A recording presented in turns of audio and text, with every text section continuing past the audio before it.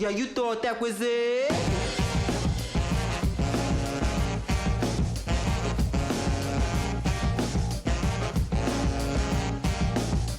Yeah, yeah.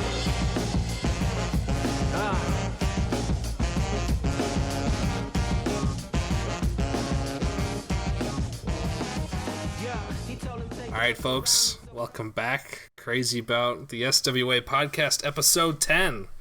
10 episodes up, 10 episodes down. And I am joined tonight by none other than Ctots. Welcome to the show. Hello. Hey, thank you for having me. It's a pleasure to be here. Well, thanks for coming on. It's always fun talking to anybody who wants to come on, and I'm excited because I actually have a pretty full docket here. So we might have another long one, but we'll see how it goes. But I've started off all of my guest podcasts with this one question: what drew you to the SWA? Okay, so my venture into the SWA is kind of like less wrestling centric than what I've heard most people on the show. So I got involved in the VHL, which is the Hockey Sim League, and then I found the SBA as a result of that. And I was like, okay, cool. I'm like somewhat interested in basketball. Let's get it popping. And then you scroll down, and I'm like, wait, hold on, SWA? Okay, this is wild. And then I saw some of the videos, and I was like looking at some of the network footage or the network posts. I'm like, this is right up my alley. Let's get into it. So it was like basically nostalgia memory unlocked from when I was like 11, and it was 1999, and wrestling was everything. Right? Yeah, it was like daytime TV. It was like if you weren't watching wrestling, you were nobody, right? Yeah, I mean, The Rock, Stone Cold. It was just like those were the people that everyone was talking about. It seemed like around the dinner table. It was a very weird time looking back culturally, but it was fun to grow up in that era. It certainly was. I can look back and remember fondly the Attitude Era, Stone Cold Steve Austin, all those guys. Especially, I mean, personally, I was always a Stone Cold guy, but I know there's a lot of people who kind of maybe didn't like him because he got all the hijinks, like the beer truck and like the Zamboni and all that stuff. Yeah, I was right there with you. The more zany and outrageous that we could get into, the better. Like the tables, ladder, chairs match, the Hardys and the Dudley Boys going crazy. Like that was the good era, and that's what I want to like kind of relive within the SWA. So that's like kind of why I'm here. Well, there you go. Well, you do have a few wrestlers that we're gonna talk about a little bit later that have recently joined the organization. But we recently had, just last week, we had episode 41. And actually, you had some skin in the game, episode 41, so I was going to kind of maybe do a breakdown. I'm wondering if you wanted to come along with me for that. Yeah, I'm all in. All right, perfect. So, episode 41 recap, we had 7 matches. We had a very interesting card. A lot of more. I would argue this is one of the more fun cards in a long time. Like all the cards are fun, but this one was more surprising, not necessarily on a booking perspective, but like an outcome perspective. There was a lot of interesting implications and outcomes in this one. But our first match of the night, we had your wrestler, your newest creation in the SWA, Big Bird Hawkins versus Funkenstein in their rookie debut match. Obviously, both wrestlers something to prove. Big Bird Hawkins took on Funkenstein in what I thought was a pretty well wrestled match. I mean, we saw a lot of running offense from Big Bird. There was a couple missed corner like splashes or corner offense moves, but it was a pretty well wrestled match. But it was ultimately kind of like Funkenstein's. He hit this like really nasty like arm drag boot thing, like right onto Big Bird's chin, and that kind of took him down, took him out of the match. And like, what was kind of like your take on the match? What did you see? Yeah, pretty much the same. I feel like Big Bird did a pretty good job exhibiting the kind of showboat style. He had that headlock handstand thing going on at one point. And yeah, I think he tried that turnbuckle dive move probably like 5 times. So he's really dead set that that's going to be his go-to move, I think. Well, when it did work, it was pretty effective against Funkenstein, but he missed it, I think, three of 5 times. So once he can start hitting him more consistently, maybe it'll become a staple of his offense. But certainly, Funkenstein with the right hand, right hook, kind of coming into the match, we expected Funkenstein. We didn't really know a lot about him, but rumor had it that he had quite the right hook on him. And that proved to be the case. A lot of punching offense from Funkenstein. Yeah, Funkenstein proved to be, stellar not only in terms of power but also in terms of apparel. Like that guy knows how to put together an outfit. So yeah, he really won over the crowd with that outfit. I think definitely a bright future for him after a win in his rookie debut. Bird unfortunately comes up a little short, but definitely looks promising. I'm excited to see where Big Bird goes. Certainly in your rookie match, you wanna start off with the right foot. You wanna get a win, but I don't know if this could be like this. This isn't a bad loss for Big Bird. I don't think. 2 rookies. No, going it could have gone way worse. Absolutely. Like if Funkenstein had came out and like trounced Big Bird, maybe I'd be a little worried. But no, it was a pretty well fought match. Both the wrestlers got their offense in, got some flow going. So I'm excited for both these guys in the SWA. We'll be interested to see kind of where they go and their careers going forward into season 3 and beyond. But let's move on. We had one of the more interesting matches of the night, at least in spectacle, certainly.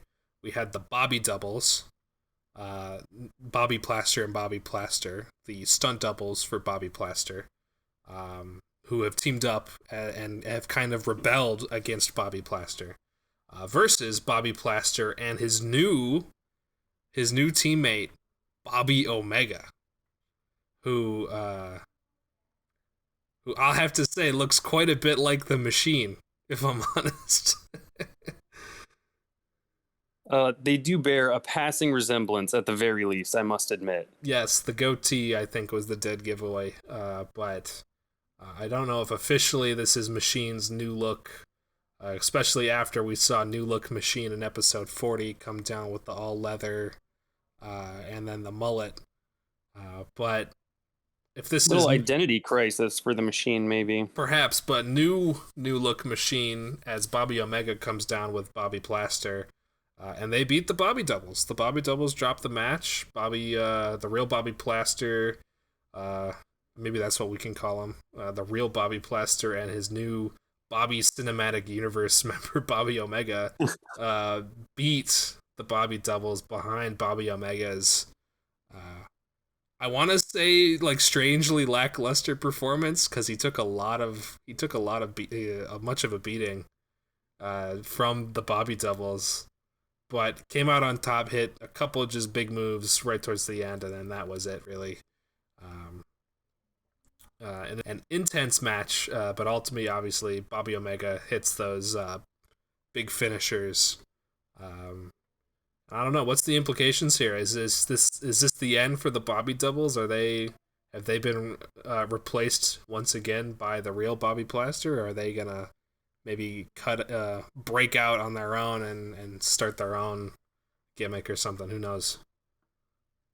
I mean, this is really the match that we should have seen coming, and at the same time, we never could have seen coming. Like another Bobby Plaster, it was gonna happen, but for it to be the Machine, kind of a surprise. And yeah, I mean, I don't really look to the Bobby doubles to go away as a result of this. If anything, they're probably going to multiply. That tends to be the Bobby method. You know, you're right. Every time we've seen Bobby Plaster, or any of the other Bobby Plasters, they tend to bring with them spare Bobby Plasters. So maybe one day we'll have a match. It'll be like a 4-on-4 tag of all the Bobbies, with the Bobby doubles enlisting a couple more stunt doubles for Bobby Plaster, and then Bobby going through and finding some more Bobby lookalikes amongst the SWA roster. So it'll be the all man 8 Bobby massive like battle royale or something. We'll see what happens there. But one of the more interesting matches, Bobby Plaster and Bobby Omega take the win. Match 3, we had the Iranian juggernaut Czar versus the Body Rakum.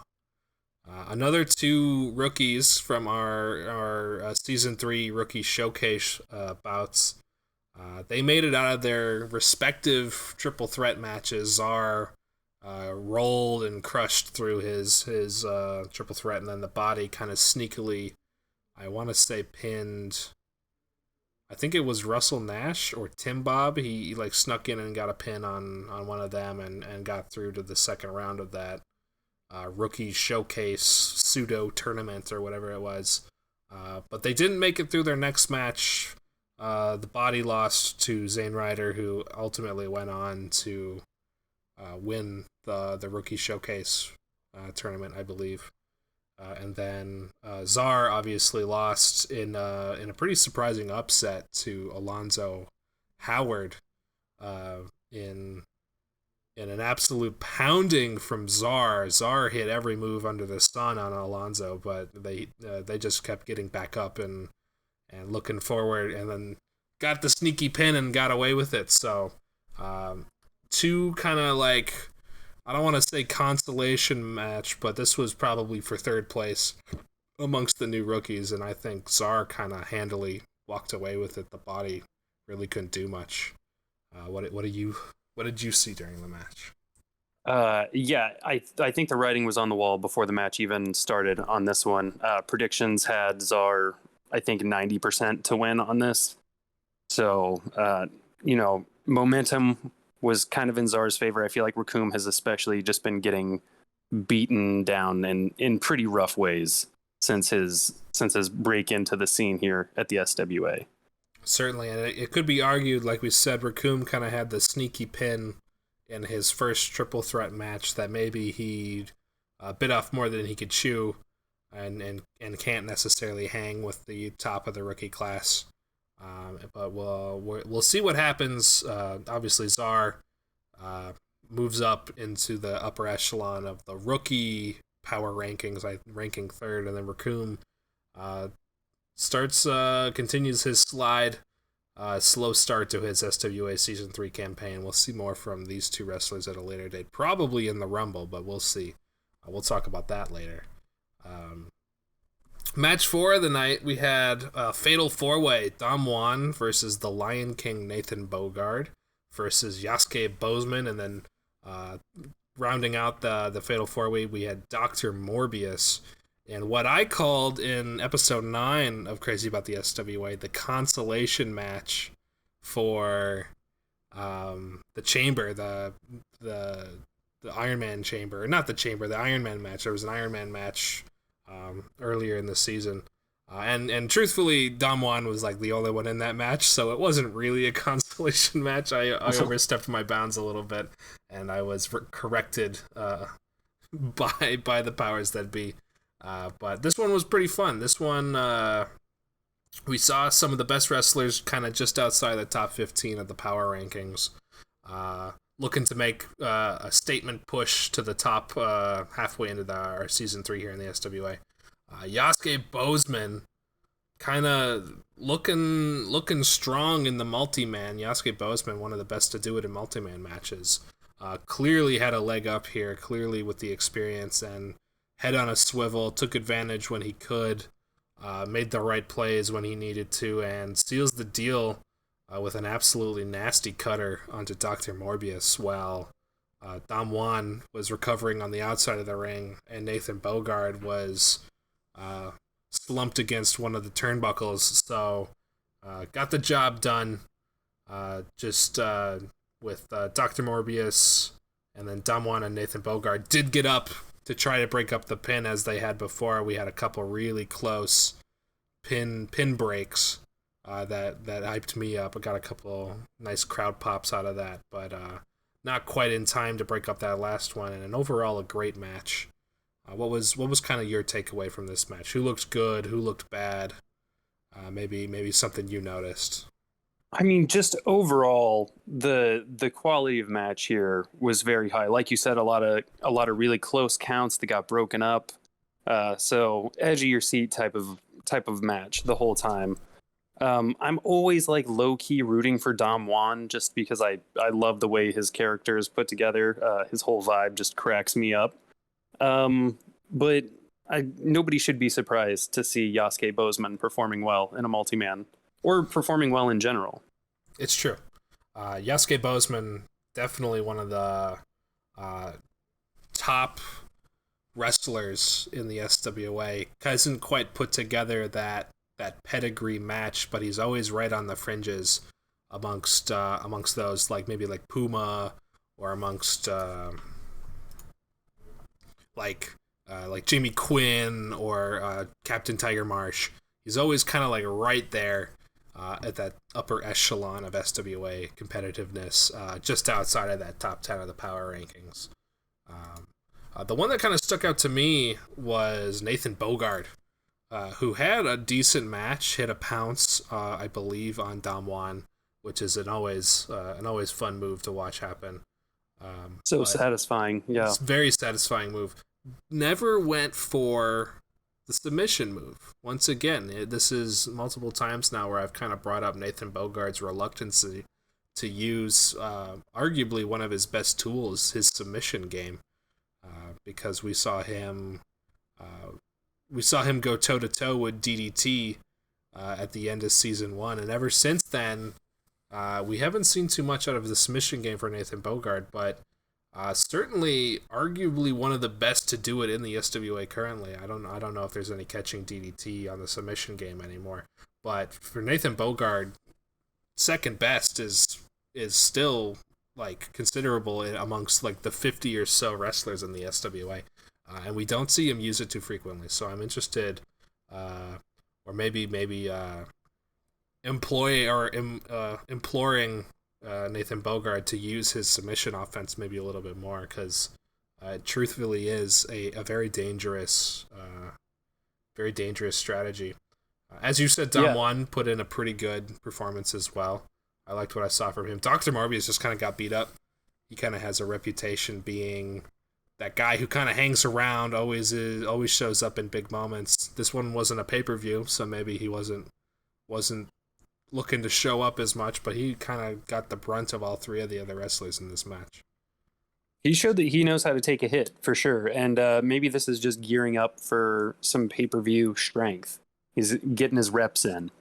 It's true. We saw Dr. Morbius in his debut at the Season 1 Royal Rumble go quite the distance, and then after that we've seen him in several matches where he has outlasted anyone's expectations of him being able to keep standing after taking such a beating. But yeah, this one was a great match. Yasuke Bozeman comes away with a really nice win, another kind of statement win to be like, hey, I really do belong here at the top end of the SWA competition competitors. So great match all around. Yeah. Match 5. Another one of the matches that you had skin in the game here. We have the Crusher, Onyx Stone versus Flint Buckshot in the A-side bracket of the Bragging Rights tournament. And obviously, kind of the story going into this one, we haven't seen much fruit from it, but there are heavy rumors, mostly because I've been saying them, that these wrestlers, Onyx Stone and Flint Buckshot, are amongst a small group of wrestlers rumored to be working together in the weight room and in the backstage area of the SWA. And this one ends in a shocker.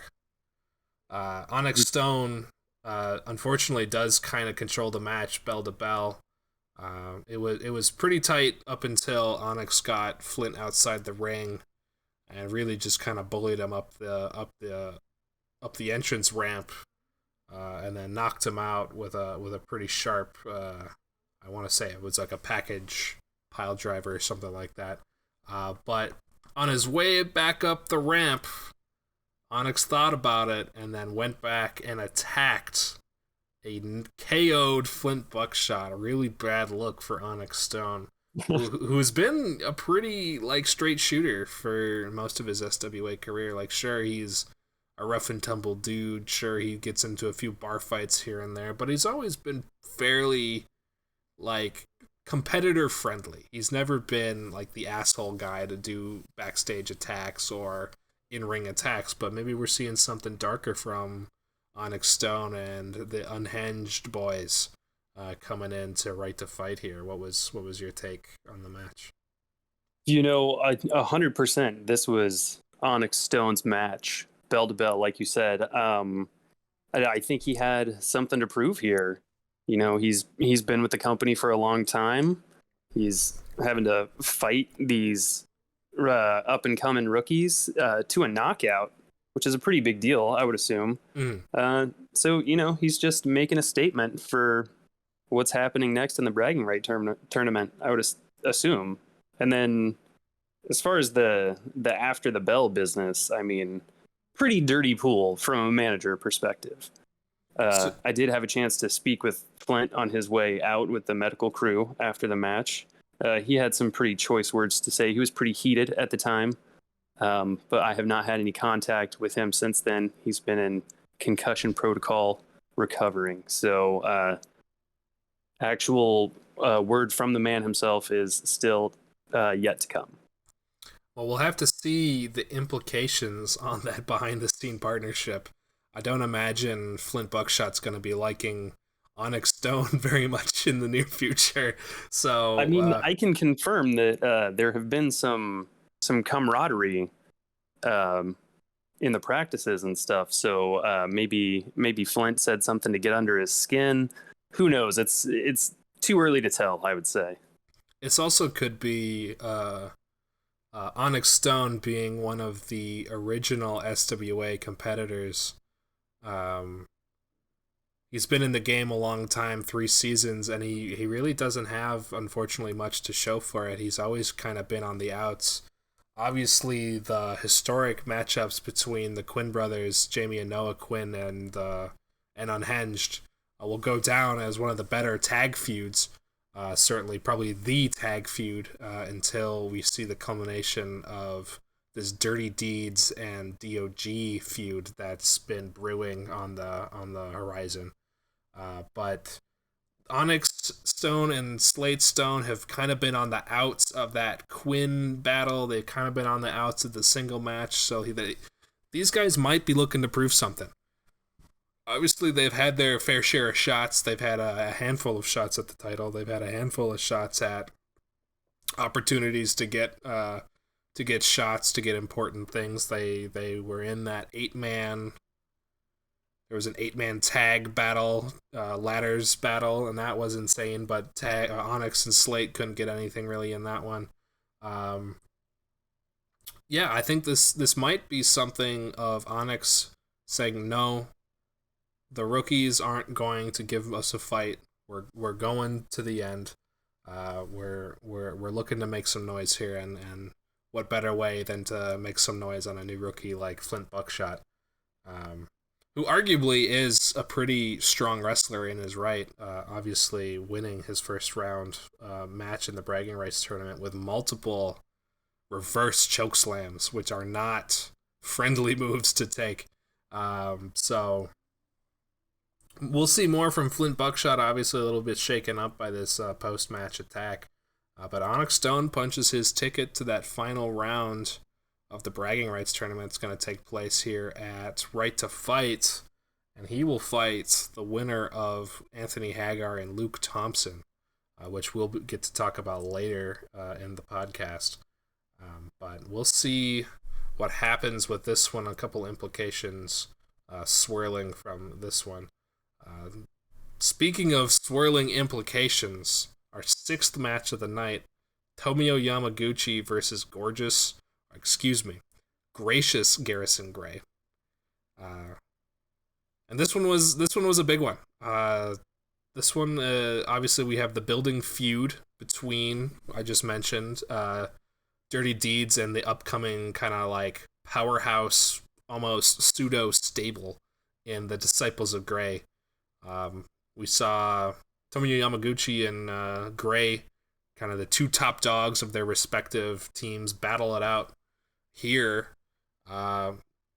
Before their kind of fated meeting at Right to Fight, Gray won the tag chamber and won his opportunity to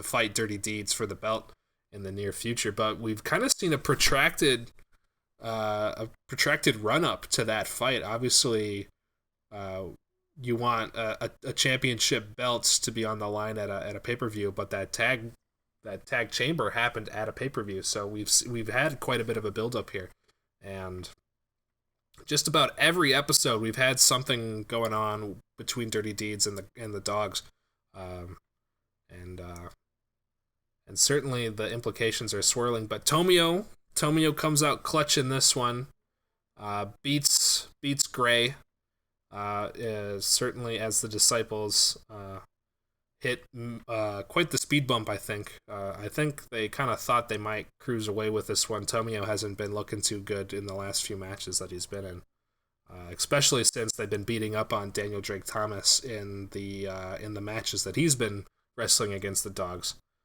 So it'll be interesting to see here what happens. The go to sleep puts Gray to sleep. What did you see? What did you see in this match? Tomio's legit, obviously, but Gorgeous Garrison Gray, after winning a chance at Dirty Deeds, doesn't get the job done. So is this more of the same from Dirty Deeds? I mean, you have to just kind of look at the history of the dogs of Garrison Gray, and you wonder, like, is it all just bravado? Like, this is a guy who is a bit pudgy and he's kind of mad about it, so he started a cult. So, Yamaguchi picking up this win, I'm not surprised. He's got the skills, and, he means business. Arguably, though, Gray having the highest win count in the SWA with 19, almost put it to 20 with a win over Tomio, if he had gotten it, but he did not. Would have been the first to hit 20 in the SWA, so some might argue that it's not all bravado. No, I mean, he has a good pedigree. Just comparative to the vocalizing that he does, it's a disproportionate, I would say. Fair enough. And then to your point, it's arguable that a lot of his matches that he has those wins off of were freebies, because a lot of them were against his former disciples that he then kind of converted into Disciples of Gray. But is there anything that isn't dirty pool around Garrison Gray? Well, if it's anyone who knows about dirty pool, it's Dirty Deeds, and they've been on the receiving end of some dirty pools, so we'll be interested to see what they have up their sleeves here, especially because in episode 42, they have a match where we will see Dirty Deeds take on the dogs before their title belts on the line. Maybe it's like a kind of preview of that match, but it has not been stated who the dogs are going to send into the ring versus Dirty Deeds. So the questions are: is Gray going to make the match, or is it just kind of going to be up to the Disciples to figure this one out for him? I'm excited to find out either way. Is it a strategy thing? Does he save his energy? Or does he come out and make a statement? It remains to be seen, obviously, episode 42 coming up, but if I was Gray, being a schemer like him, potentially I would sit and wait in the shadows and just send out the guys that are going to wear down Dirty Deeds, and then hopefully get the match after they have exhausted a little bit more effort than Gray himself. But that brings us to our final match of the night, the champ versus champ exhibition match. No belts on the line, but certainly bragging rights. And it goes somewhat of an unexpected direction.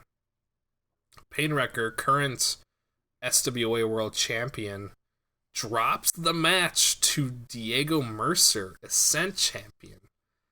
The Phoenix certainly rose from the ashes here, surviving Painwrecker's onslaught of offense and then sneaking in and pinning the world champ in a brilliant upset win. What was your thoughts as this one was happening? First of all, put some respect on that Ascent Championship. This is just further proof that is an equally valid belt, and that Diego Mercer is, a top tier wrestler. He's got the skills, and he showed it here. Certainly, I don't think there's anyone out there saying that Diego Mercer wasn't a top tier wrestler, but holding the Ascent Championship belt for as long as he has, certainly defending against Starman, who has made a run at it recently, kind of has the reputation as the junior belt, unfortunately. And as that reputation maybe persists because it's not a world championship belt, it's not the top of the pyramid. It's the pinnacle, but it's not the highest pinnacle. But this certainly, as you said, this puts respect on that Ascent Championship's name. It certainly puts a lot of respect on Diego Mercer's name. And certainly puts a stain on Painwrecker, certainly in his defense of the belt.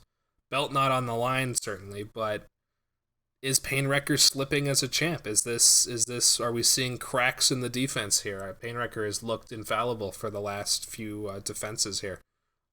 Is he still deserving of holding the belt, or is he gonna have to face a souped up Paragon who holds the Path to Glory briefcase, which is a title shot, and then anyone who happens to win the Rumble at Right to Fight in 2 weeks' time usually gets a shot at the championship. Who's he gonna have to fight? Who's he gonna have to defend against? So we'll see what that happens.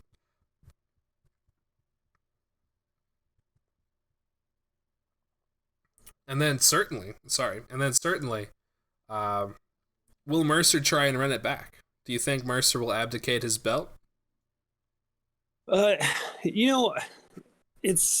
got to be a tough decision to abdicate the belt. And you almost wonder, is this a bait from Painwrecker? Is he trying to lure Diego Mercer into the deep water? Let go of that belt so that I can just crush you and break you? Is he that nefarious? Is that what we're looking at from Painwrecker? Certainly, Painwrecker is not a face of the SWA, but he's not a heel either. He's a little bit of a tweener. So I don't think humiliation is one of the things on his list of accolades. But it's possible that Painwrecker phoned it in because there wasn't any stakes beyond bragging rights, and he knows that, hey, whatever, they say Diego Mercer won, I'm still the champ, doesn't matter. And like you said, he's got a pretty full docket here in the coming weeks, so preserving energy may be the name of the game. It's true. But that wraps up our episode 41 kind of breakdown. A lot of interesting things going into episode 42. But I kind of want to shift gears. We talked a little bit about your wrestlers. We saw both of them in episode 41. We saw Big Bird Hawkins, the rookie, and then obviously we also saw Flint Buckshot, a newer wrestler to the SWA, a little bit longer tenure, starting out at the beginning of season 3. So I kind of want to talk about them a little bit. So let's start with Flint Buckshot because he's the elder of the two wrestlers, the Mountain Man. So basically when I found the league, or the federation, I was kind of scrambling, what would make a good wrestler gimmick to kind of jump in and not go totally crazy. Mm-hmm. So what we ended up with is Flint Buckshot, who is a mountain climber slash hiker extraordinaire, who was just kind of accidentally popular enough to get a contract with the SWA. It's not really formally trained in wrestling. He just happens to be kind of a beefy dude about town. Well, it certainly seems that way, being one of the tallest wrestlers in the SWA. Obviously, you mentioned the kind of rock climbing, outdoorsmen, up in the mountains, Colorado kind of stuff. What were kind of some of the inspirations behind Flint? What was got the brain juice flowing for you? I used to live in Colorado, and I like the idea of like the picturesque, like mountain backdrop for, like promo type things. I've thrown in like a little, like I did a graphic with like some mountain range in the background there. But just like the whole outdoor, like crunchy granola hippie, like kind of over exuberant camper guy is just something about that really makes me laugh. And then just putting him in a ring and making him fight competent human athletes is just it's really choice. Yes, head to toe Patagonia. They've got the Cliff Bars. They got a lot of stickers on their water bottle. I know exactly that type. Exactly. Yeah, they're driving a Jeep or a Subaru. You've met them. I've met them. Many of my friends are them, unfortunately. I love them dearly, but they are a stereotype. It's true. And this kind of translates into his kind of in-ring attire. He's not really a typical wrestler in his attire. A lot of wrestlers go for the shorts. A lot of wrestlers go for a kind of extreme or sporty look. Flint Buckshot rolls up with a button-up and khakis. I kind of happen to like his ring attire. Obviously, I have something similar with DDT and his suits. It's a little bit more beat up these days, but some rumbling, some people maybe seem to think it's a bit too formal, like a bit too plain. Will we see any changes to his attire, or is this kind of what we're going to see going forward from Flint? I think we'll see some attire changes for Flint as he becomes more familiar with wrestling as an occupation. He kind of rolled up. He's like, look, this is my gear that's good enough for hiking. So if I'm getting down and dirty outdoors, I might as well wear the same thing to get down and dirty in the squared circle here. But as he's facing all of these wrestlers wearing all this cool gear, coming out with their pyro in their entrances and stuff, I feel like he's maybe a little bit jealous. Feels like he's missing out. So he may have to make a change or two. Well, we'll have to see what Flint has in store for us in that regard, but you mentioned that he was just kind of like a no-nonsense. He's just a big dude. No real formal wrestling experience. One of the other rookies in the SWA, Anthony Hagar, kind of a similar background, an oil field man. Really no formal wrestling training. He was a bouncer for Van Halen for a while, but Flint had a pretty good tag showing with Anthony Hagar there in that the rookies tag battle that saw Ace and Void win that match, but not before Anthony Hagar and Flint did a lot of damage on the competition. Are we going to see more in the tag scene from Flint, maybe particularly with Hagar, or was that kind of like a one and done situation? I haven't heard anything definitively on that. I would say that it's definitely more likely that Flint would be teaming up with Hagar versus some of the unproven members of this alleged collective hanging out. Hagar and Buckshot have proven to have at least a little bit of chemistry in the ring, and I feel like they understand each other's style. So I would not be surprised to see them team up, at least, if not on a permanent basis, then at least temporarily at some point. Certainly.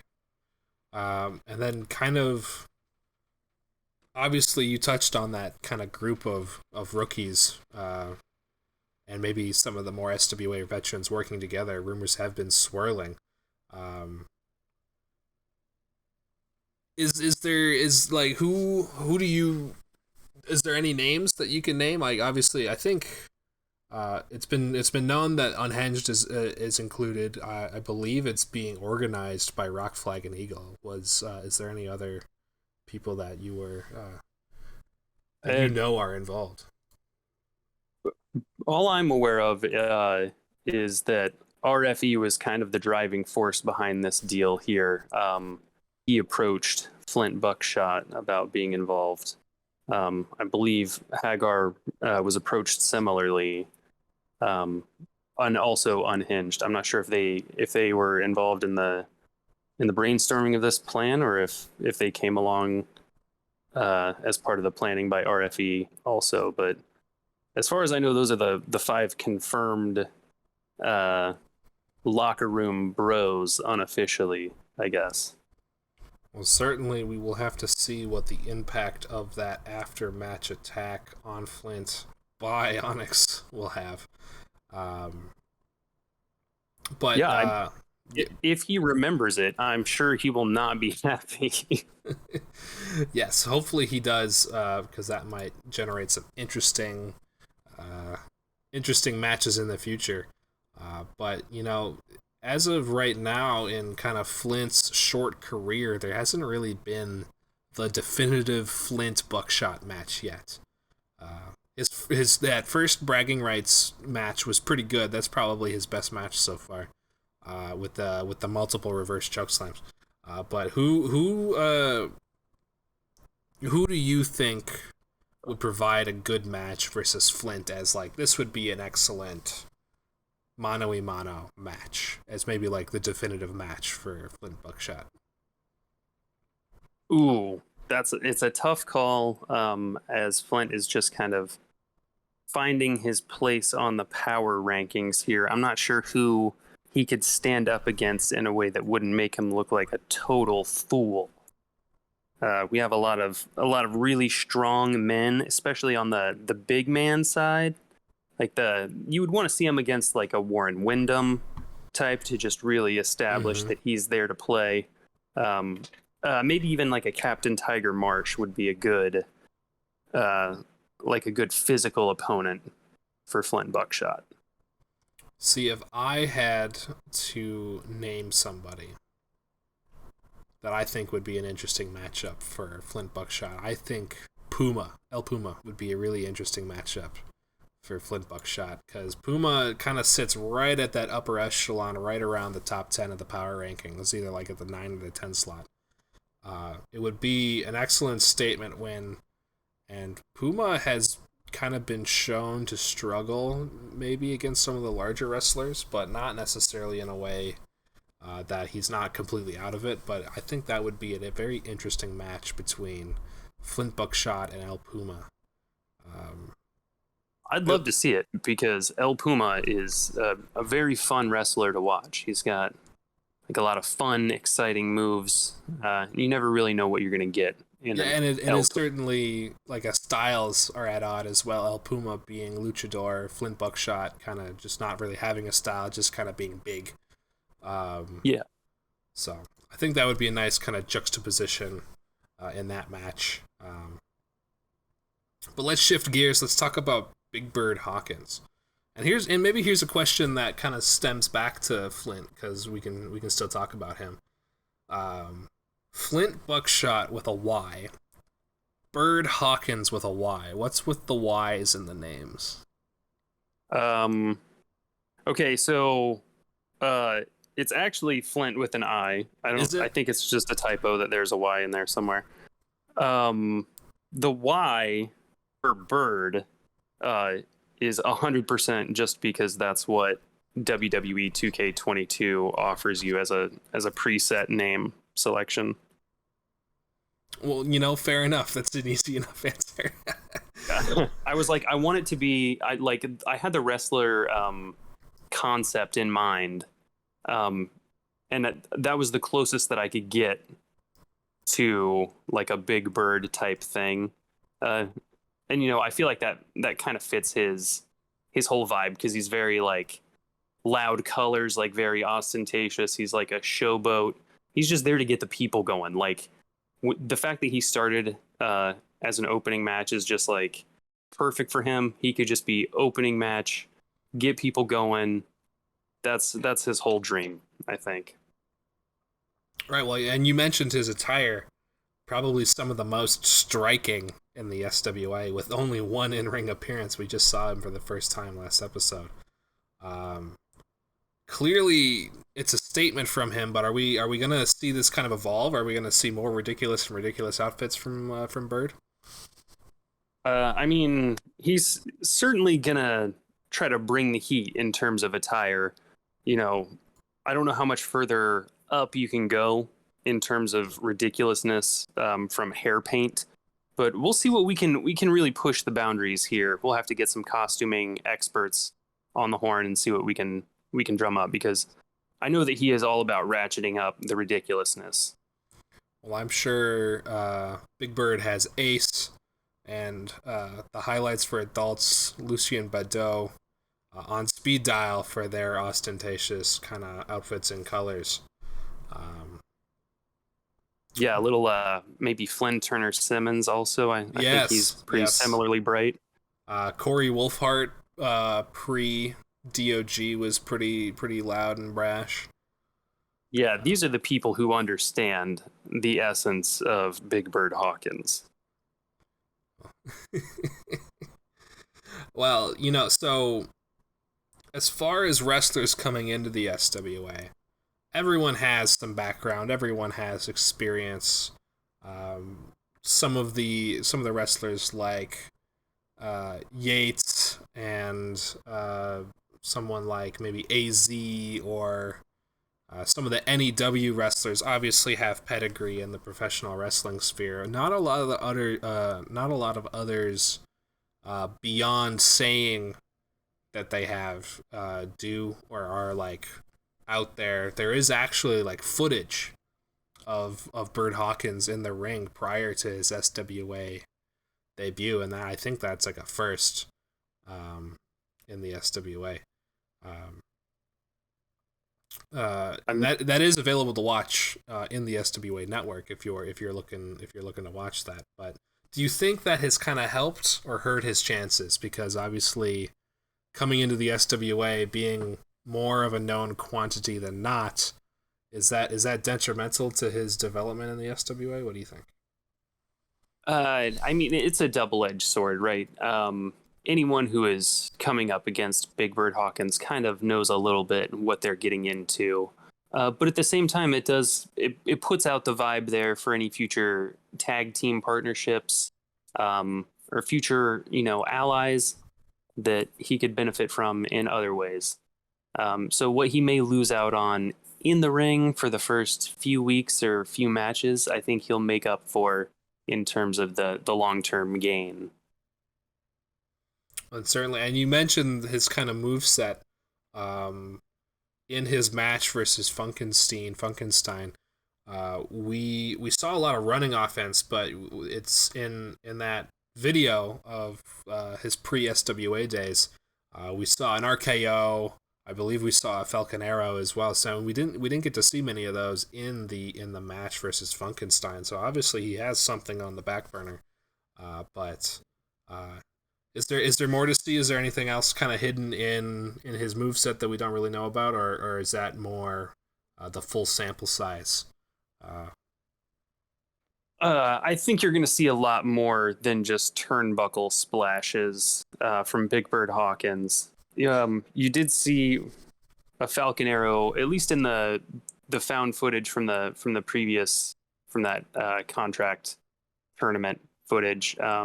And the Falcon Arrow is something that he likes to go to, both thematically and for its effectiveness. It's true. It is a fairly powerful move. And then, are there any tag aspirations for Bird, or is he gonna focus on the singles action side? I think you could definitely look for him to try to enter into the tag action. He is physically just basically nothing. A stiff breeze could blow this guy over. So he kind of doesn't have the firepower to get in there and seal the deal on a lot of these one-on-one singles matches here. Well, so you said he might have some aspirations. Who would you want as a tag partner for Bird? Oh, I mean, that's a tough call. We did kind of already go to the well of the ridiculously dressed wrestlers, and I love to see that. Funkenstein is honestly, I mean, they went head to head in episode 41, but I feel like there was kind of a good back and forth there. Things ended on pretty positive terms. We'll see what happens. Certainly, we will see what happens. Maybe possible tag aspirations for Big Bird Hawkins. I guess I would say that if there are any talent managers out there who are representing wrestlers looking for a tag partner, please do contact me. I would honestly, if I had to make your pick, I would go for if he wasn't already taken by the DOGs, Corey Wolfhart would have been an excellent choice for Bird Hawkins to pair up with, I feel. But we'll have to see what develops there. But I wanted to talk to you about looking back through the SWA. Obviously, you're newer to the SWA. It hasn't been around for too long, but the year and change that we've been operating the SWA, as someone who's kind of come in at the tail end of season 2, starting of season 3, I believe you mentioned offhand at some point. I remember you were going backwards through the SWA VODs. I just kind of had some questions about like what your takes are on some of that stuff is. Sure, yeah. So what's your method? Did you start at the tournament, or are you going backwards from current times? I kind of messed up because what I did was I looked at the most recent when I first joined the SWA. So I watched the most recent and I think maybe one or two in reverse order. And then I totally bailed on that plan and then went from post order, basically, from the tournament chronologically through the episodes.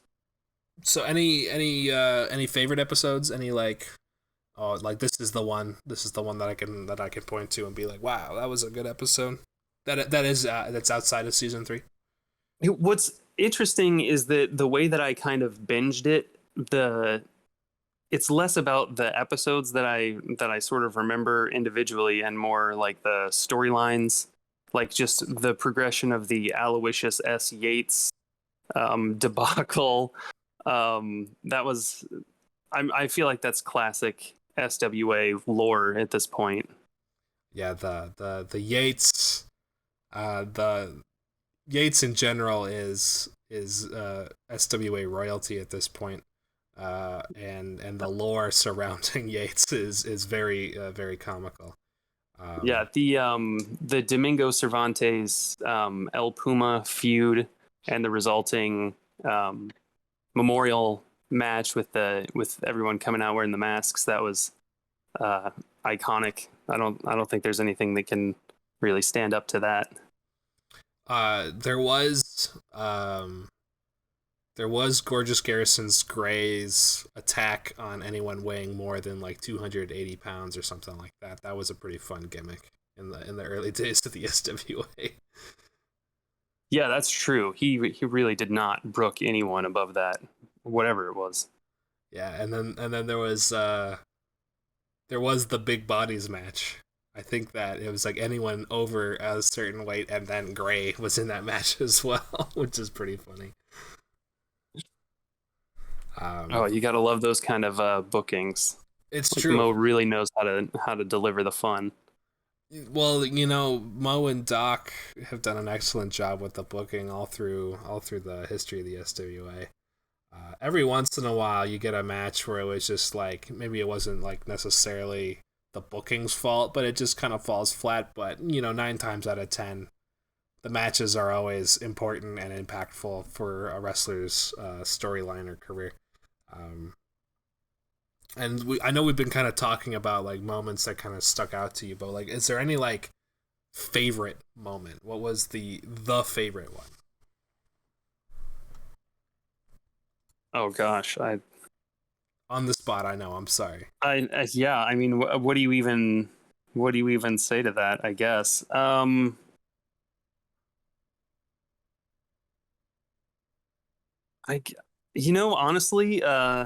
this is a season 3 moment, but it is the most shocking. Was the off-site DDT on location, basically KO match with Calvin Abueva. Is that who that was? That was Calvin Abueva. That's right. And I'm using the past tense, I think, correctly when I say that was Calvin Abueva.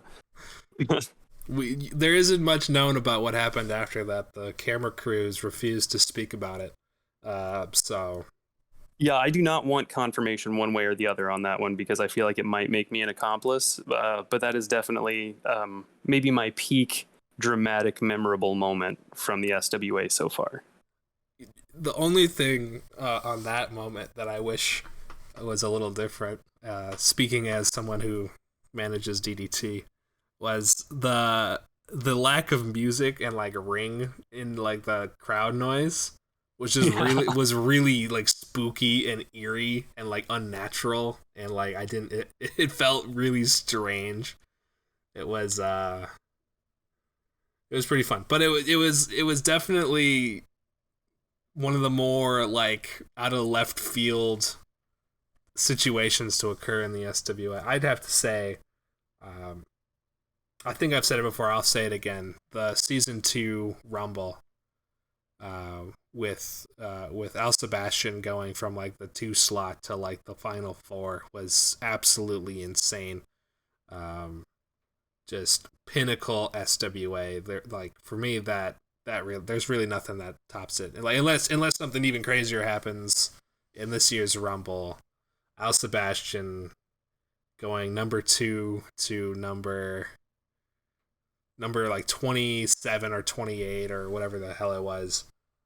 Absolutely monumental performance from Al Sebastian in that match. So yeah, that's really that's a moment for the 2K players who understand just how insanely minuscule the odds are of doing something so ridiculous. It's not even like the odds are low, the odds are like impossible. It's like the chances that someone who enters at 1 or 2 making it to the last like 4 or 5 wrestlers is nonsense. It's so low. It's because like with the way the AI operates in 2K and the way that like certain wrestlers are like better at knocking people out of the ring, and like it's just all chance. It's literally just like chaos theory mathematicians eat your heart out. You wouldn't be able to predict anything.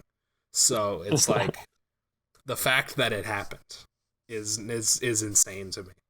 And it's even more of a shame. It's even more of a shame that match got interrupted because of a crash. Because 2K loves to crash in those big rumbles. And that's such a shame. I mean, we got really lucky that we were down to like the last like 7 or 8, and then Mo could like finagle it so that it ended up in like a battle royale or something like that with the same rules as a rumble. But if that had gone from bell to bell in one session, I don't know. I think Sebastian might have won it just because of the incredible amount of built up momentum that they had. Still, just unbelievable moment in SWA history. And speaking it almost makes it better that it is the unanswered question of the SWA. Like that adds to the allure. Yeah, no, like absolutely. The what could have been, like right. Certainly it was still massively impressive.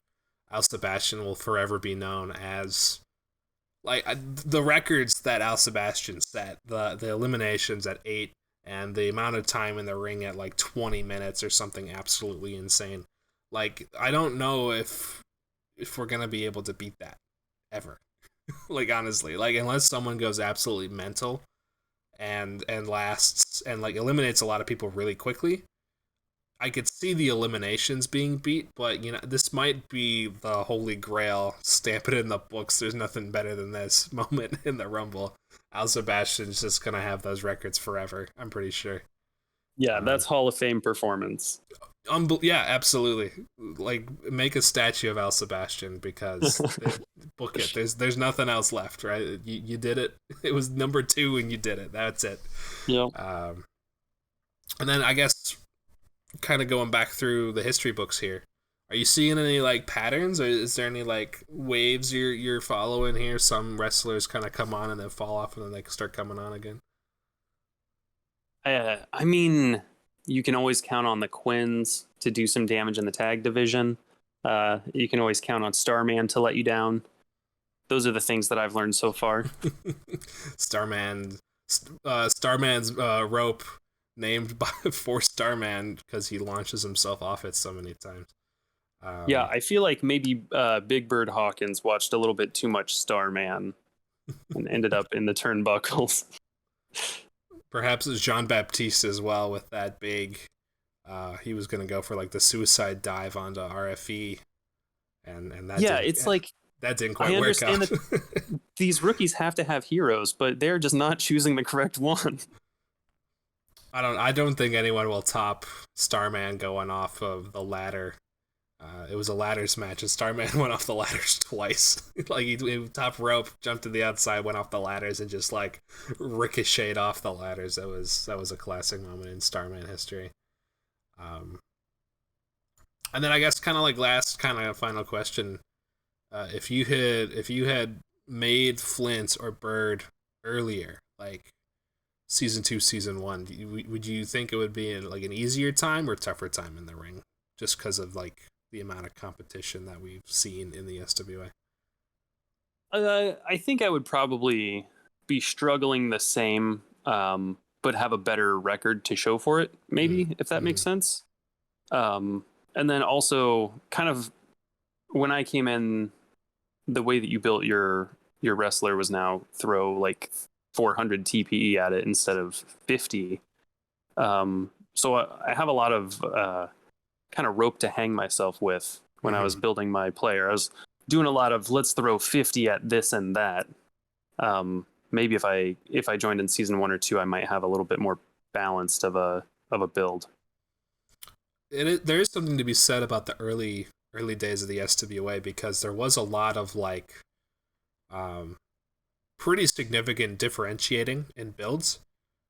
Because there was so few points to go around, everyone just kind of stalked into one thing, and momentum. Because momentum was like far and away, like if you've played 2K, if you know anything about 2K, momentum is like the one. That's the thing you need. Everyone should have 100 momentum. If you don't have 100 momentum, what are you doing? Get 100 momentum. And then everyone else kind of went into their own kind of like builds, so to say. But now that we're into season 3, everyone's got like 400, 500 points. Those attributes are starting to look a little full across the board. So I think less individuality, just more kind of just general damage. It seems like instead of choosing like what are your strengths now, it's more a selection of like where are your weaknesses. Yes, exactly that. Especially, I mean, like with Hagar, just from my experience, I loaded up basically only on defensive and reversals and like body durability, and like Hagar is a tank. Or he's supposed to be, but it doesn't work out always for Hagar because he can't get the offense off. So it's not like he's invincible. But certainly SWA history, going back down memory lane. I don't know how far you are through. Have you watched them all, or are you just kind of like still cruising through them slowly? I think I've watched all of them. There's some sort of like a little bit of a miss update, or I guess they were uploaded maybe not in the chronological order. So I may have like a right to fight, or there's like a season 2 pay-per-view that I maybe missed. The YouTube, I think, is uploaded in batches. I don't know how Mo does it, but it's like every once in a while it seems like 10 new videos just kind of spring up. A lot of the stuff on the Twitch page is obviously chronological, but it gets cut off because Twitch has their shtick where they remove the VODs after a certain amount of time.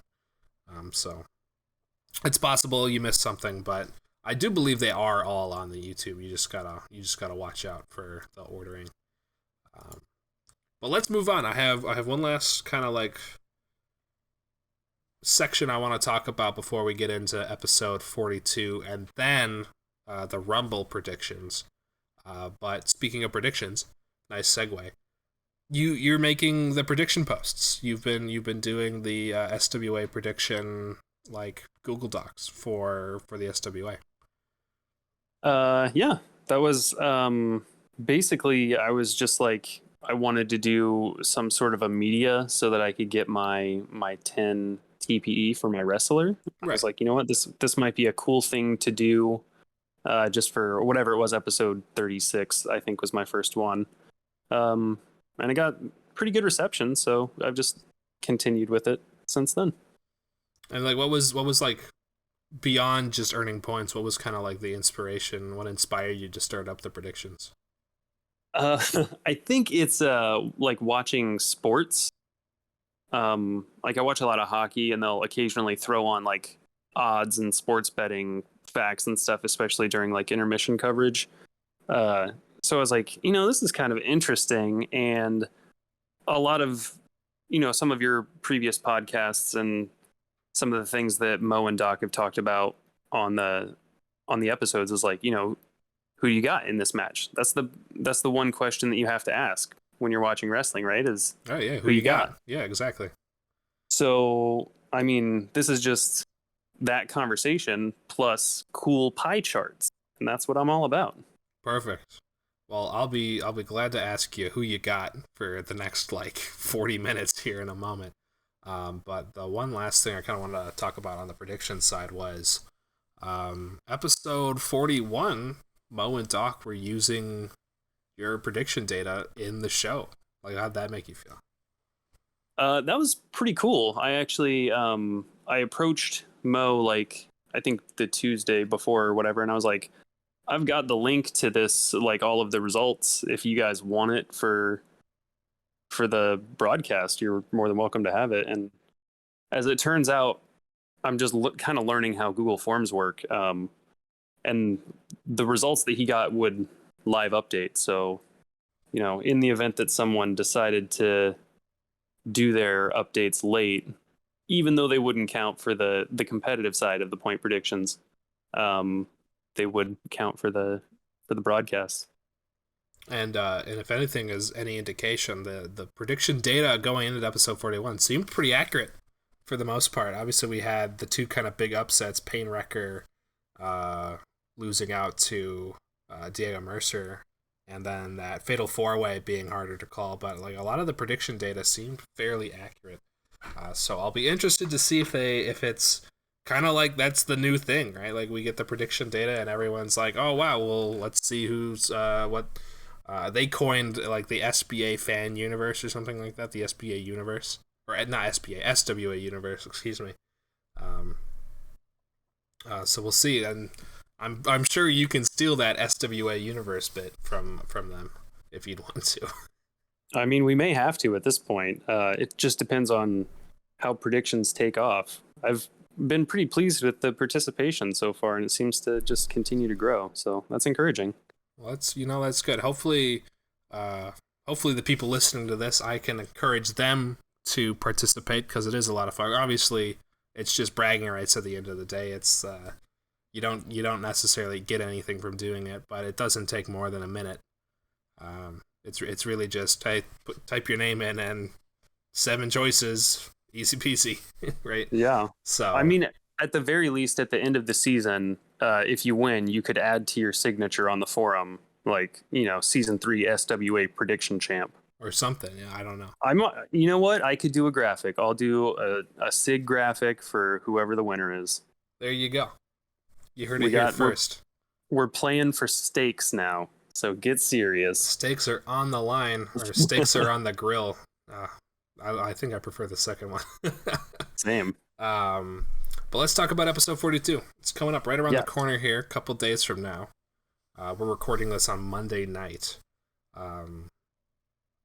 7 matches, once again, a classic staple of the SWA 7-match structure. We have Bad Blood, Nick Durden, and AJ Balor in Nick Durden's debut rookie match. Obviously, Nick Durden, we don't know a ton about him. We have seen or heard of a potential dragon sleeper hold named the Chemical Burn. So we'll have to see if that gets busted out during the match. But obviously this is a big shot for Nick to kind of set off on the right foot into the SWA. And his competition, AJ Balor, has really been on the fringes of the SWA ever since a really heavy slide kind of in like the middle, early SWA season 1. So much so that he like isn't listed on the power rankings anymore. And certainly, that's gonna hurt. Certainly this is a must-win match for Balor to stick around in the SWA. And it might be a little bit of a softball for Nick Durden, but if he doesn't come up against AJ Balor, what implications might that have? And then the ever-present question, who you got? I mean, certainly you would like to see Nick Durden hit the scene with a big win. And this is the most winnable booking that I think he could hope to get in season 3, which is a very competitive season. The fact that we found AJ Balor fit and ready to perform in a match is kind of a blessing for Nick Durden, I would say. I did some cursory research to see when AJ Balor's last match was, and I believe it was like it was in like the early 20s. So it was it was a long time ago, unfortunately, for AJ Balor. But yeah, certainly everything's on the line for AJ Balor, and a nice kickoff to his SWA career for Nick Durden is on the line in this debut match. And I agree with you. I think Nick Durden's got this one. AJ Balor has all but disappeared in the SWA, and this might be his the final nail in the coffin if he can't get one over Nick Durden here. Yeah, that's not a good look for a veteran wrestler to come back after such a long hiatus and drop one to a rookie. So if that happens, it's going to be pretty devastating to the ego, I would imagine. I mean, it's also possible it's a prop job. Like, obviously, wrestling promotions always sometimes use their aging veteran wrestlers who aren't able to cut it anymore to boost up their rookie talent. So we'll see what happens here. Rumors of a little pin me, pay me agreement going on here. Possibly. But we hope the best for Nick Durden and AJ Balor in their adventures. But let's move on. We got Lucian Badeau, one half of the Highlights for Adults tag team, and then the Tiger King Rajwana. Kind of streaky string of matches for Raj. He's looking to right the ship here versus Lucian Badeau, who has recently appeared on the losing end of a Highlights for Adults tag matchup against Black Star in their first win. Rajwana's kind of starting to make a name for himself. He had that kind of brief tag pairing with Bogard. We haven't heard much on the front as to their level of readiness. We saw a couple matches from them, and obviously Badeau is still sliding. This might be another make or break kind of match. Lucian Badeau, a little bit more on the outs in the SWA. needs a win probably to stay relevant, and Rajwana looks to get a win here to kind of catapult himself into the mid tier wrestlers in the SWA. Yeah, I definitely believe in like the rise of Rajwana as a wrestler. I feel like he's on the come up for the right reasons. I don't feel like there's luck involved there. It's not just easy bookings. Like he's put in the work and he's earning those wins. It's true, but he has certainly dropped some some winnable matches, and arguably he got carried by Bogart in his one tag match that one time. But to pull back the curtain a little bit, Rajwana did hit a 90 overall last week in his updates, which is I think there's only a 7 or 8 90s in the SWA currently. So one of the highest overall wrestlers with one of the weakest records at the moment. He's bringing the heat now, so I feel like we're gonna see him rally in a pretty big way. Yeah, no, I think this one's going to be Rajwana for my prediction. I feel bad for Lucien Badeau, one of the early staples of the SWA. He had a lot of nice matches, but his time might be up here, and it might be the Tiger King who sends him packing. Up next, we have an 8-man battle royale for a spot in the Royal Rumble at Right to Fight. This could be a big one. Now I imagine that a lot of these dudes are going to make it into the Royal Rumble regardless, but a guaranteed spot in the Rumble could mean a late position, or it could mean like an advantageous position, so we'll have to see what happens. But in this match we have Casey Starr, Slate Stone, Dom Juan, Ermac, who we haven't seen for a while, Lucid Dreams, who we haven't seen for a while, Gonzo McLovin, who we haven't seen for a while, Eddie Vortex, and then Dr. Morbius. And obviously kind of maybe the standouts here, at least in my opinion, we have Slate Stone, one of the elder statesmen of the SWA. His partner took out Flint Buckshot in that bragging rights tournament. So we haven't seen them doing a lot of tag wrestling, but individually they've been starting to kind of break out into the singles territory. So this would be a nice shot for Slate to kind of come away with one here. Guarantee a late spot in the Rumble perhaps and make a push. Casey Starr, obviously a little bit more crafty, a little bit more shifty. We've seen Casey drop some very winnable matches. So we'll see what happens there, but a win here would cement a nice position at the Rumble for a catapulting effect on their power ranking stock. Eddie Vortex recently had their well-fought match with Barefoot Buddies against the Quinn Bros. Unfortunately, his showing was a little bit lackluster versus the Quins. And definitely the silent wrestlers are the wild cards here. Ermac, Lucid Dreams, Gonzo McLovin, all wrestlers we haven't seen a lot from. And then not to mention Dom Juan and Dr. Morbius, who just had that fatal 4-way. This is a loaded match, and anyone who wins here would make a lot of noise coming away with a victory. Who you got? Oh my gosh. If Gonzo McLovin brings back the turtle shell, I think 100% I got Gonzo. If that doesn't happen, which I would assume is 100% the case, I think I'm going to have to go maybe with the smart money on Slate Stone. My heart says Dom Juan, but my brain says Slate Stone is going to win this one. Well, if it's any indication on these multi-man matches, it's really anyone can come away with it, because even if Slate Stone is the biggest bruiser in the match, anyone can roll a pin, anyone can roll a submission. So that's true. As far as Ermac and Lucid Dreams go, I'm not sure that I could pick them out of a 2-man lineup. I believe Ermac may have some sort of magic. But that's about as much knowledge as I have of those sort of a wrestlers of a bygone era.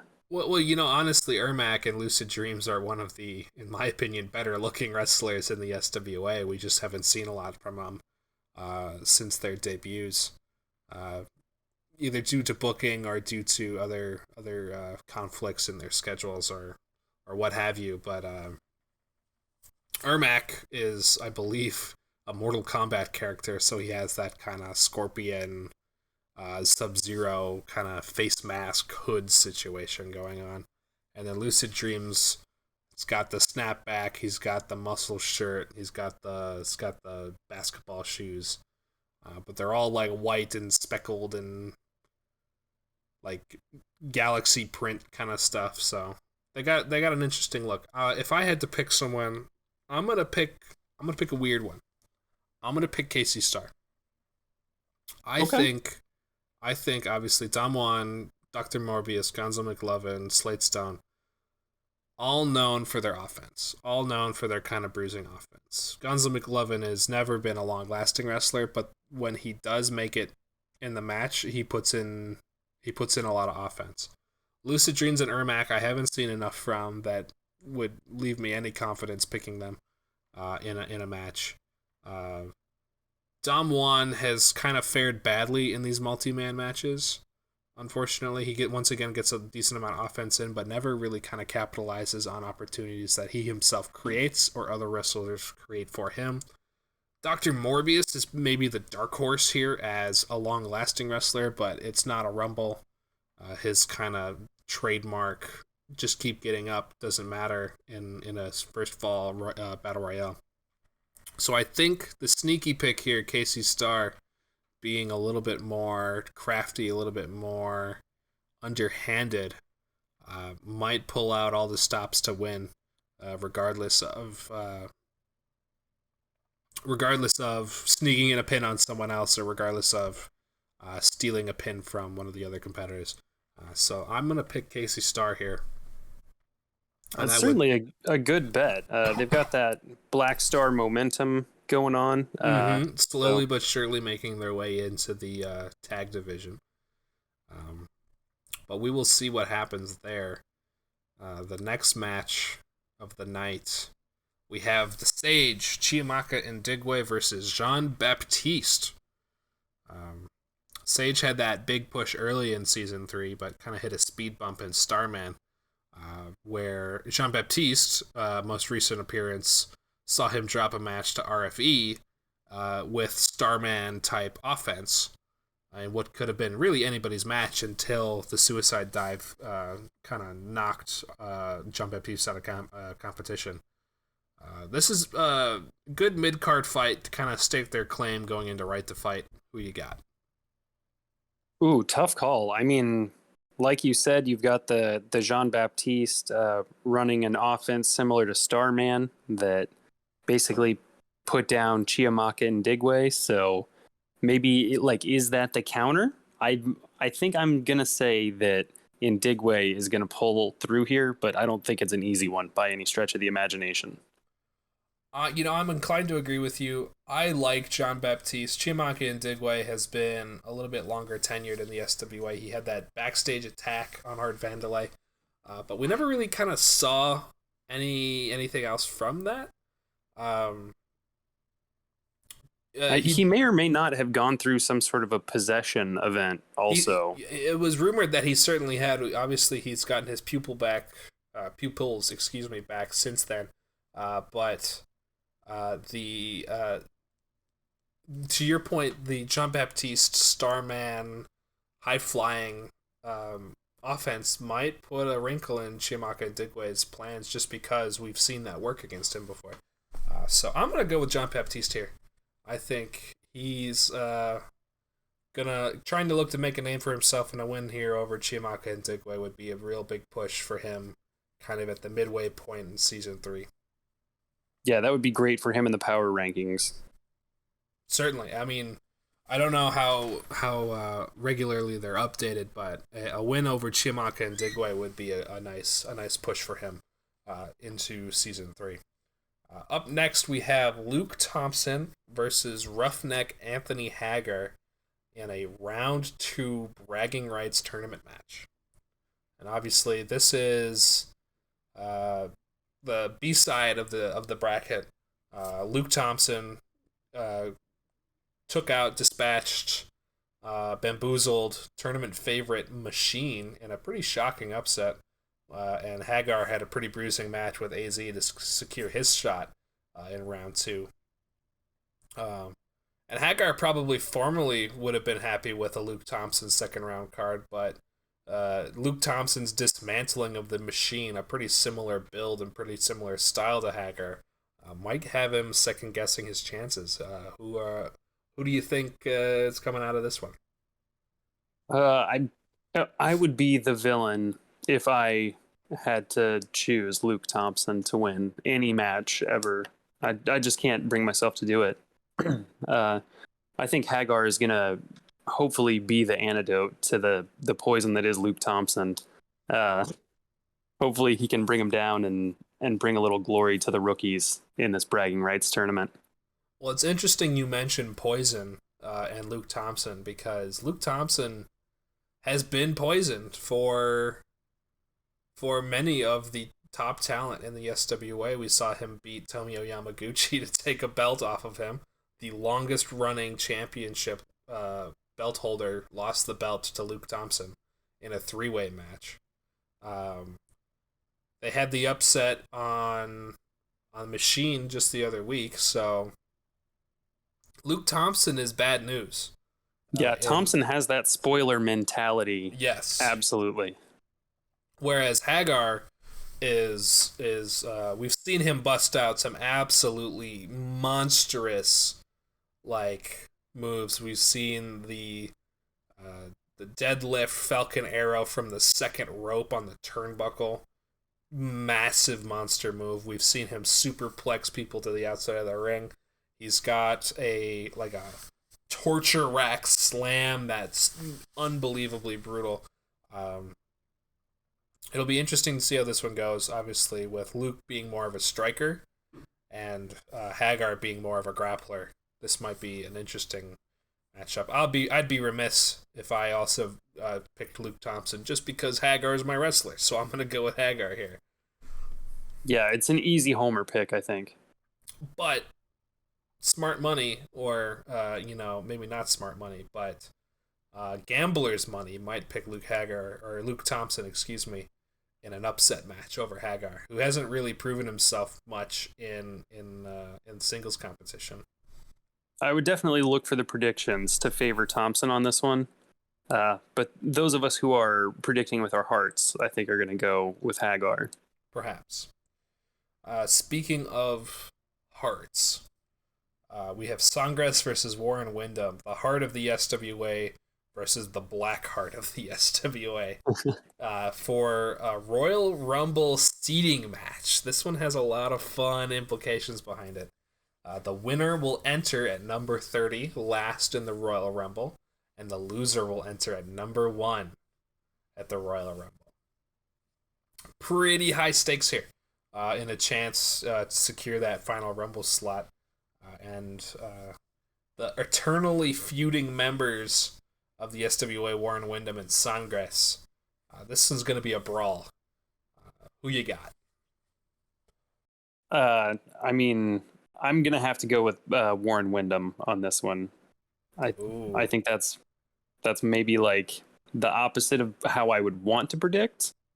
But I think we're going to see Windham in that number 30. He's going to come in fresh and just, either really just do some work on the final mop up in terms of, whoever's left, or he's going to just drastically disappoint us. One of the two. Well, I will be the foil to your prediction. I'm going to take Songres here, because I think historically Windham has had the upper hand versus Songres, obviously due to his size. But Songres has never backed down from a challenge, and I think another shot at the belt, or even another shot at entering number 30, is motivation enough for Songres to pull out all the stops here and really get something going versus Warren Windham. I will say that win or lose on this match, I could see Sangre's making a very deep run in the Rumble. If he comes in at number 1, I'm going to predict like a pretty heavy run. So I believe in Sangres as a warrior, he's got the spirit. He's got the heart. He's the people's champion, right? Yeah. Well, let's move on. Final match of the night.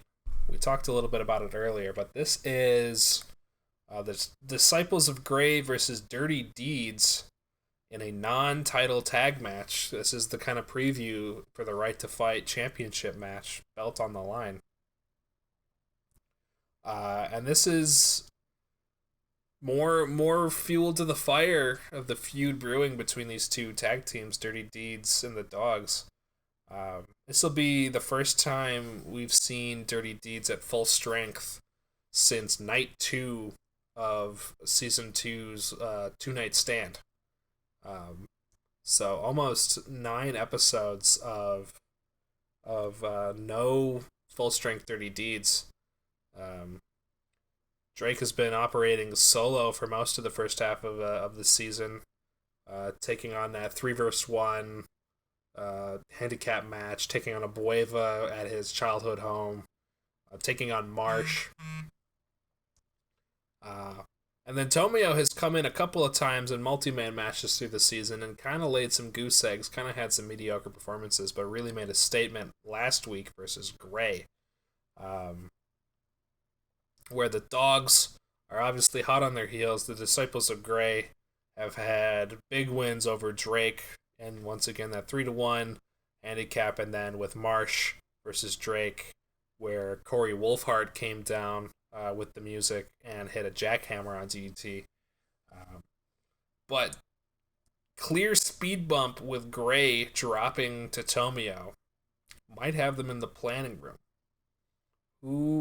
This is a two-parter, because Disciples of Gray have not stated who is coming down for the Disciples, because there's more than 2 of them.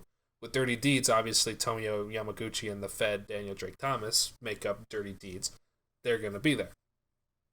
So it's not only who you got, it's who do you think from the Disciples are going to be in the match.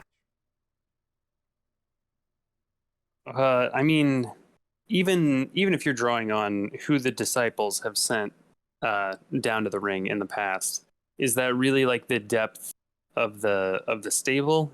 You never really know who you're going to see wearing a gray robe next. So I feel like this one is especially difficult to predict. Certainly. If I had to predict, I don't think Gray shows up. I think Gray's going to take the night off, put in a little bit of R&R, work on his tan, contemplate his navel or something. I don't know. I think that's probably a safe bet. I would imagine Marsh shows up, get him a little bit more experience going into the match for the championship belt. Yeah, he had that success, and then it's just a matter of finding who would be appropriate to kind of complement Tiger Marsh's offense. Certainly, I would argue that Lazar Melvo would be the better choice, but Corey Wolfhard was successful in his kind of attack on Daniel Drake Thomas in their match between Marsh and DDT, where Melvo's kind of underhanded attack wasn't as successful against Tomio because Tomio still won that match. So if I'm Gray, I probably pick Corey Wolfhard in that second slot, but who knows? It genuinely could be anybody coming down to the ring with Marsh. I think it's going to be Marsh. I don't know if it will be Gray. So it will be interesting to see what happens with this match.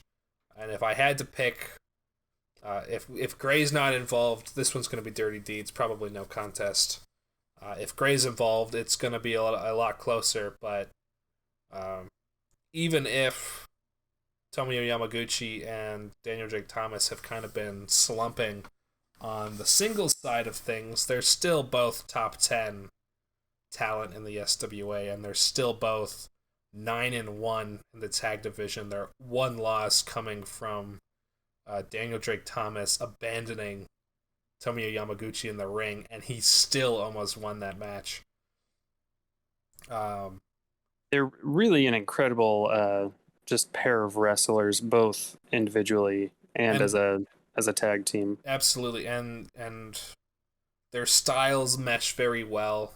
Daniel Drake Thomas being the submission expert, and then Tomoyo Yamaguchi having a lot of striking and grapple style moves. It's a real blend and like interesting grouping of wrestlers styles that just really mesh really well. So we'll see what happens. Dirty Deeds versus Disciples of Grey, episode 42. All right, and that wraps up our episode 42 predictions. But obviously, we're pretty close to the Rumble here. I wanted to hear, or maybe talk to you just about predictions for the Rumble. Like what's going on? We're 2 weeks out from the Rumble. We know that either Warren Wyndham or Songkress are going first or 30th, either or. We know that one of the 8 competitors from the Battle Royale are for sure in.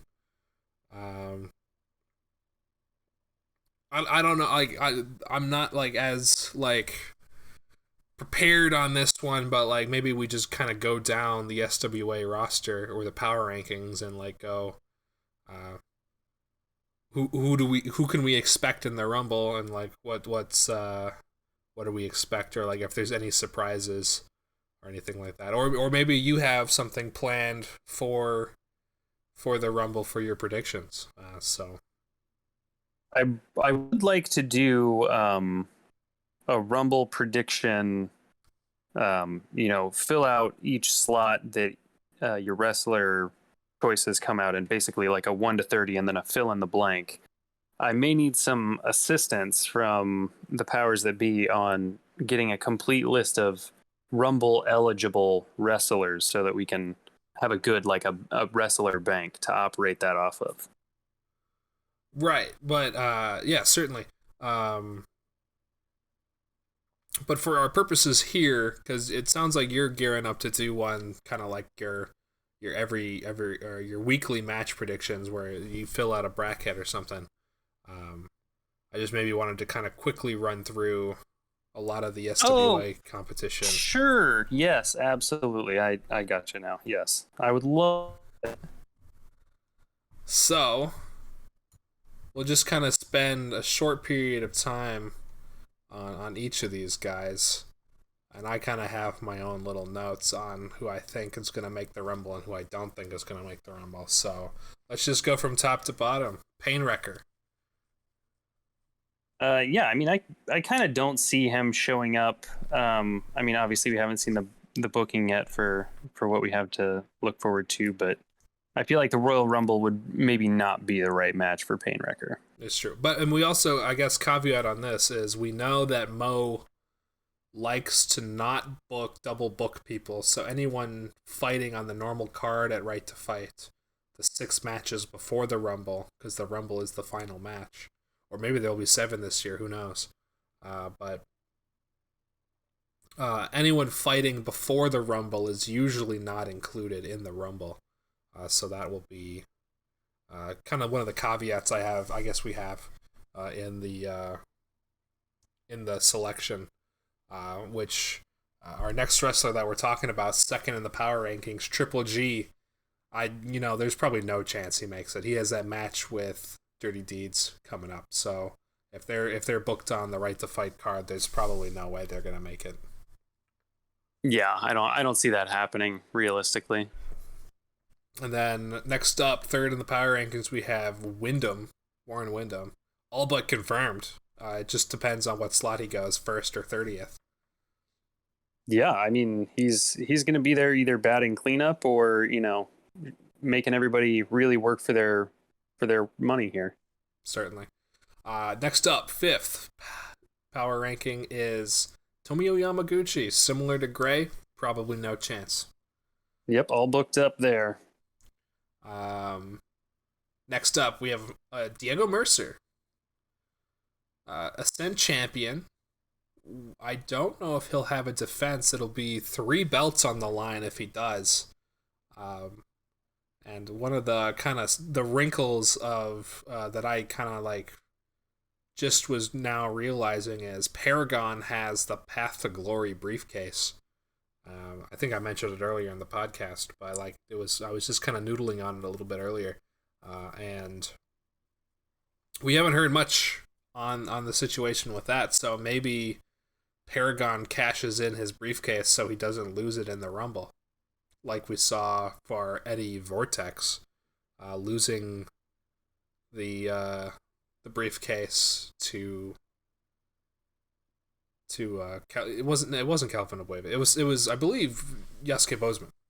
He lost the briefcase to. So I'll be interested. Hopefully he has learned that lesson, not by direct experience, and will actually put the briefcase to use before he loses it in such a silly way. It's true, but we haven't seen anything from Paragon since he won the briefcase, so it'll be interesting to see. But chances are he cashes in that briefcase for Right to Fight, get a shot at Painwrecker. So we'll see. But the Ascent Championship's not so sure. I don't know if there will be a Ascent Championship match, but I would give Mercer a pretty high shot at making the Rumble.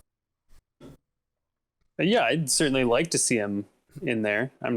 He's got that flashy style that would suit a fun multi-man like that. Certainly. Up next, we have Sangres, all but confirmed. So not much discussion there. Yep. Next up, DDT, no shot. He's in the tag championship match. Next available, or at least possibly available wrestler is El Puma. I'd book that as a probably. I would imagine El Puma makes the Rumble this year. Yeah, barring any sort of booking on previous matches to the Rumble, I would say that he's definitely earned his spot. It wouldn't be a pay-per-view without Puma somewhere doing something. Certainly. And then similarly, Eric Draven, I'd probably give a strong probably as well.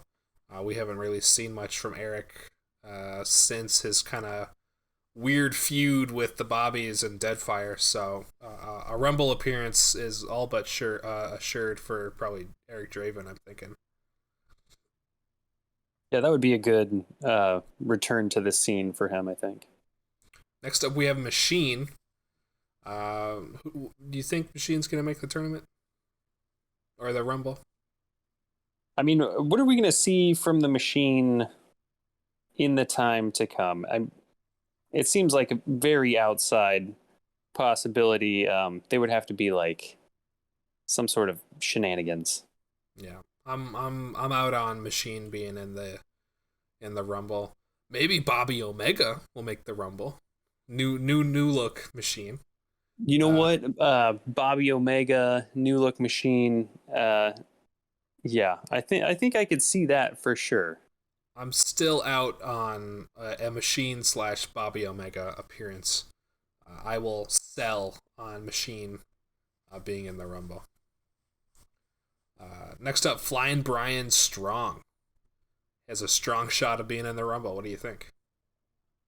As good as odds of being in the Rumble as anybody else. I mean, he's one of those classic sort of middle of the pack, consistent wrestlers. He's there. He's doing a great job, and I feel like a Rumble is right up his alley. Perfect. Starman. Oh yeah, absolutely, 100%. He's got to go over Starman's rope. Yeah, he's gonna make it. Yeah, he's like the lifeguard for that rope. He's got to sit on the turnbuckle and make sure everybody's not running. That's right. Who's next? Jamie Quinn. I don't know. I'm getting Jamie Quinn and Noah Quinn don't do many singles events, so I'd be interested to see if they make the tournament. I imagine a lot of the rookies are taking a majority of the slot in the Rumble this year, So there might not be enough room for some of the older competing wrestlers like Jimmy Quinn to be in the Rumble. Yeah, it's really a matter of who earns those like throwback spots compared to the new exciting freshness of the new wrestlers. Certainly. And then similarly with Tiger Marsh, he's going to be in that tag match, so he's not going to make it. We already talked about Paragon a little bit. He's got the briefcase. He might cash in his briefcase for a shot at Painwrecker at Right to Fight. So he's probably out. Next available wrestler is Bogard. Nathan Bogard. I think he for sure makes it. Yeah, and I'm hoping to see him pounce at least one time in the Rumble. I would say like 50-50 chance that actually happens, but he's a fun one to watch. I think we're going to see him. Yeah, I have no doubt that he'll hit multiple pounces. It is one of his most iconic moves in the Rumble. And I guess we'll have to see who he hits in the Rumble, but I don't think it'll be Onyx Stone because he has the Right to Fight tournament match. Or not Right to Fight. He has the Bragging Rights tournament match. Rights, yep. So he's out for sure. And kind of maybe by extension, either Luke Thompson or Hagar are probably also not available for the Rumble. Maybe Hagar is if he loses to Luke Thompson, but and vice versa, Luke Thompson might be available if Hagar loses. But if Hagar beats Luke Thompson, it might be, percussion protocol. It might be too soon to hit a Rumble after a knockout. Yeah, those fights for the Bragging Rights tournament are no joke. So let's talk. Next up is Dom Juan. Oh yeah, I think Dom Juan's gonna make it into the Rumble. Yeah, absolutely. Dom Juan is a multi-man guy through and through. Certainly, and then we have Yasuke Bozeman, the multi-man master. Yeah, I mean, he's getting done what Dom Juan wishes he could do, I think. Certainly, and I have no doubt that he'll be an entrant in this year's Royal Rumble. Then we have Dr. Morbius. I'm gonna say yes on Dr. Morbius for the Rumble. This is his match, right? This is the one that his skill set comes into play the most. His longevity style. Wrestling. Yep, he's strapped into that Darth Vader mask. He's got all sorts of performance enhancing drugs in there. He's gonna outlast everyone. Yeah, we've also never seen Dr. Morbius outside of his mask, so we don't even know what he really looks like. Anyway, up next, Ace. Ace is in space, so probably not. Yeah, I mean, are we going to get a spaceship? Is Void going to have some elaborate teleportation thing coming in? I don't think we're going to see him for the Rumble. Actually, I will rescind my no to put it as maybe, because it would be an interesting crowd pop to see Ace come back from space to hit the Rumble. I would like to see him drop down, like maybe from cables, if we could. I'm not sure if the technology is there yet, but if you build it, they will come, I hear. That's true. Up next, Zayn Ryder, for sure. One of the rookies, standout rookie. He has to be in here. Yep, yeah. Zayn Ryder's looking good. He's feeling good. He definitely deserves a spot. Rock Flag and Eagle, similar. I think Rock Flag and Eagle, couple big wins recently. I think he makes the Rumble. Yep, he's got that big rookie energy. We already talked about Hagar. Hagar, maybe a no. If he loses to Luke Thompson, maybe he gets in, but probably not. Slate Stone, I'd say probably no as well. Doesn't quite do the. Well, actually, I take that back. Slate Stone's in that 8-man Rumble match, or the Battle Royale. So if Slate Stone comes away with the win, then he definitely gets in. So we'll see what that develops to. But if he doesn't win, I don't think he makes it. Yeah, I don't think he would be one of those 8 that are going to get the consolation entry into the Royal Rumble. Right, and I speculated that a lot of those guys in that match were going to make it in regardless, but I don't know if Slade Stone is one of them. Yeah, I think you're right there. I think that he would not make the cut unless he picks up the win there. Yeah. Next up, Funkenstein, brand new rookie. Oh yeah, this is debut gold for him. Absolutely, I mean, he put Big Bird on notice in his one win, and then he a nice showing in the Rumble would be a great elevator type situation for Funkenstein. Yeah, he's gonna get some momentum off that. I think it's gonna build a lot of stock in the public opinion of Funkenstein. Absolutely. Similarly, we've got Czar, another rookie. I think he makes it. I think you're right. Yeah, I think it's gonna be a very rookie heavy rumble. I mean, the rookies have everything to gain from winning the Rumble. I think most of, if not all of, the new rookies are going to make an appearance um, in the Rumble. That's just smart money on my part. But I could be wrong. I don't know. But so I think Czar makes it. Obviously, Alonzo Howard makes it. I think Buckshot makes it. AZ probably makes it. Void, not so sure he's still in space. Angel Sabin makes it, definitely. Big Bird Hawkins, even with a loss, would have a massive bounce back if they win in the Rumble. I think they make it as well. Jean-Baptiste, Nash, Tim Bob, Maverick, Raccoon, Talipaju. All of those guys, I think, make it. But what about Ermac?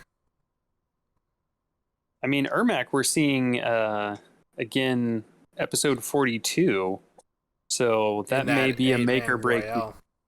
Yeah, we may be a make or break situation for Ermac in the same way that it is for Onyx Stone, in that if he doesn't win that 8-man, he might be kicking rocks for the Rumble. Yeah, we'll have to see what happens. Chiamaka Indigwe. I'm not so sure. Yeah, it's a fun one to say. I like the Chiamaka Indigwe coverage. I'd like to see him in there.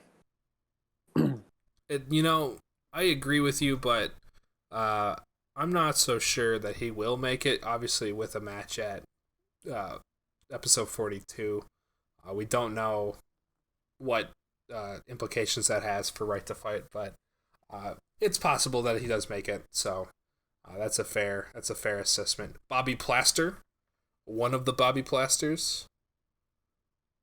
Oh gosh, I mean, do we need to make the Rumble about Bobby Plaster? I don't know. It would definitely be a little bit of a sideshow, but it takes up, if we got all the Bobbies, it would take up 4 Rumble slots from potential wrestlers. So That's true. I'm out on any Bobby showing up, besides for Machine as Bobby Omega. Yeah, I'm not sure that we'll see Bobbies at all. Maybe the OG Bobby, but I don't think we'll see the Bobby doubles. Yeah, no, I'm in agreement there. Starman. Oh, actually, no. Excuse me. Casey Star. Casey Star. Ooh. I'd say unlikely. 8-man Royale. In that 8-man Royale. Yeah, he might be one of the ones that get the consolation bid on that one. Yeah, maybe. Yeah, he might have that momentum with Black Star that the fans want to see him, but it's not an easy sure thing like some of the other ones are. Yeah. Next up, Lucid Dreams. That's a solid maybe for me. Obviously, he's in that 8-man. If he wins it, he's guaranteed. But I think an appearance from Lucid Dreams at the Rumble is a safe bet. Yeah, I mean, it's not all about the winners and the rookies. Sometimes it's just showcasing the deeper talent that the Federation has. Certainly. Next up, Noah Quinn, I don't think makes it. We already said that Jamie Quinn wasn't going to make it. I don't think Noah Quinn makes it either. Yeah, save your strength for the tag division there, Noah Quinn. And then another one that I kind of think has no shot of making it is SWA. We haven't seen the Boulder in a while. Actually, no, excuse me. SWA is not the Boulder. Or is SWA the Boulder? SWA is the island god. That's right. Tupuola is the Boulder. That's we haven't right. seen Yep. Tupuola in a while. Still, I don't think SWA makes it. Yeah, I mean it's been a hot minute since SWA has seen the canvas. So I mean, if we do see SWA, maybe it'll be a signal of a return to competition here. Who knows? Maybe with a new gimmick in tow. Last Yeah. few wrestlers that I could think of. Gonzo McLovin in that Rumble in that Battle Royale. I'm going to go ahead and say that not only is he not going to win that, but he's not going to be in the Royale either. Just Gonzo McLovin, it's not looking good for him. You know, I'm inclined to agree with you. It's not looking good for Gonzo McLovin, unfortunately. Last couple we have Rajwana. I think he makes it.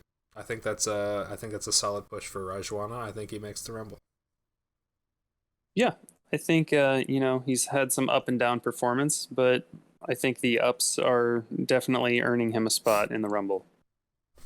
And then last but not least on my list, Eddie Vortex.